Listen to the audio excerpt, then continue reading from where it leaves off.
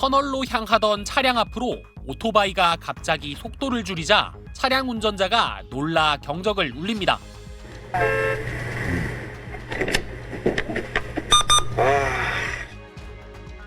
이후 오토바이 운전자의 노골적인 보복 운전이 시작됩니다. 터널 안 차량이 경적을 울려도 오토바이 운전자는 허리를 두드리며 약을 올리고 오토바이를 천천히 발로 끌고 갑니다. 터널 밖으로 나와서는 아예 차선을 이리저리 바꿔가며 번번이 차량 앞을 막아섭니다. 경적을 울렸다는 이유로 오토바이 운전자가 10분 동안 보복 운전을 벌인 것입니다. 오토바이 운전자 30대 A씨는 만덕 2터널 입구에서부터 3km 구간에 걸쳐 승용차 앞을 가로막는 등 위협 운전을 했습니다. 이제 터널 안에서 아예 정차를 하고 차를 못 가게 막으니까 큰 차들도 많이 다니는 터널이거든요.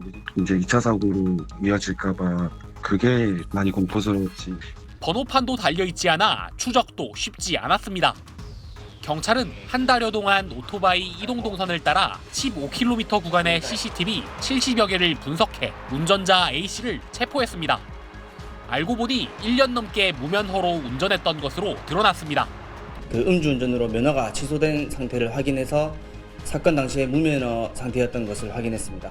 배달을 하다가 교통사고를 낸 사실을 확인했고, 경찰은 터널이라는 위험한 곳에서 심각한 위협을 가한 점 등을 이유로 A씨를 특수협박 등의 혐의로 구속했습니다. KNN 이민재입니다. 경남 진주의 한 도로, 배달 오토바이가 2차로에서 끼어들더니 갑자기 좌회전을 시도합니다. 놀란 차량 운전자가 경적을 울리자 이 오토바이 되돌아와 차량을 쫓아온 뒤 운전자에게 시비를 겁니다. 두 사람은 정차한 뒤 말다툼을 벌이다 서로 욕설과 폭행까지 갔다고 하는데요.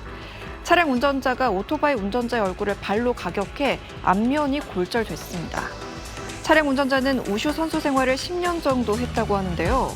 오토바이 운전자가 먼저 쳤고 몇 차례 폭행을 참았지만 안경이 날아가자 맞대응을 한 거라고 주장했습니다.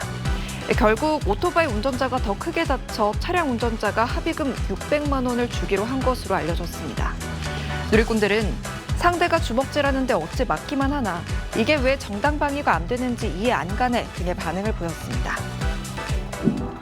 얼마 전 경기도 남양주 팔당리 인근 1차선 도로를 주행하던 A씨는 도로를 달리는 자전거를 발견했습니다.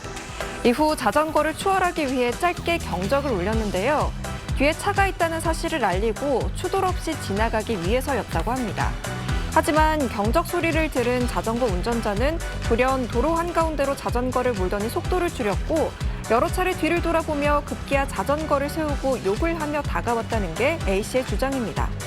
A씨는 여러 번도 아니고 단 한 번 빵했다며 4년 이상 이 길을 오가며 많은 자전거 동호회 분들을 봤지만 이런 경우는 처음이었다며 억울해했습니다. 또 자전거도 보복 운전에 해당하냐면서 이런 일을 경찰서에 접수할 것이라고 알렸는데요. 누리꾼들은 놀랐을 순 있지만 위협하면 안 되죠. 보복 운전에 해당한다고 봅니다. 경적에는 주의하자는 의미도 있는데 시비의 의미로 변질돼 안타깝네요 라는 반응을 보였습니다. 오늘 낮 1시 10분쯤 4차로에서 우회전을 하던 34살 권모 씨는 3차로에서 우회전을 하던 차와 접촉 사고가 날까봐 경적을 울렸습니다. 그러자 3차로에서 우회전한 운전자가 차를 세우고 다가와서는 창을 내리라고 한 뒤 위협했다고 합니다. 영어로 욕을 하고 창문을 내려놓고 총을 겨누더라고요. 운전자는 권 씨의 차를 휴대전화로 촬영하고는 현장을 떠나려고 했습니다. 화가 난 권 씨는 경찰에 신고하고 차를 뒤쫓았습니다. 그때는 권총 모양이니까 실탄이 들어있을지도 모르는데 정말 너무 무서워갖고 쫓아가는데도요. 벌벌벌 떨면서 쫓아갔어요, 차를. 이곳 편도 4차선에서 벌어진 추격전은 1km 정도 떨어진 인근 상가 건물 지하에서 끝이 났습니다. 15분 뒤 도착한 지하 주차장에서도 이 운전자는 소리를 지르며 권 씨의 차를 주먹으로 내리쳤다고 합니다. 경찰은 운전자의 차에서 가스총을 압수했습니다. 이 운전자는 미국 시민권자인 53살 정모 씨인데 권 씨가 경적을 울리고 욕을 해 자기도 신변에 위협을 느꼈다고 주장했습니다. 경찰은 삼단봉 사건처럼 피해가 크지 않지만 가스총 때문에 피해자가 생명의 위협을 느꼈기 때문에 정 씨를 현행범으로 체포해 조사하고 있습니다. SBS 손형환입니다.